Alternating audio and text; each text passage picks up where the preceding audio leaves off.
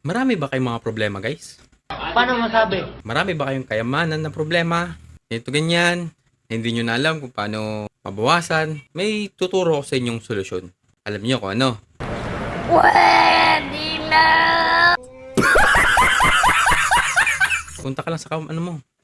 Sa mga kaibigan mo, magpautang ka. Huwag mong subukan. Masisira ang buhay mo. May ano ko.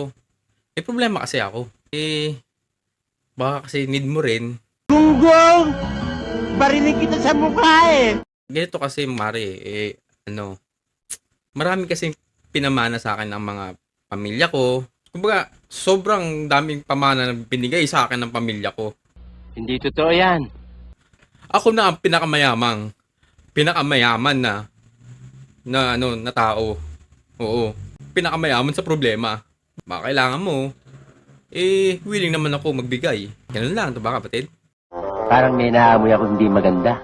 Kaya, dapat ang problema kasi, huwag nyo masyadong sineseryoso. Kapag kasi sineseryoso nyo, lalo nyo nadadagdagan. Bakit? Kasi problema mo na nga paano mawala yung problema eh. Diba? Bola lang yan. Tapos na sunod na. Tama ba? Paki-comment naman no.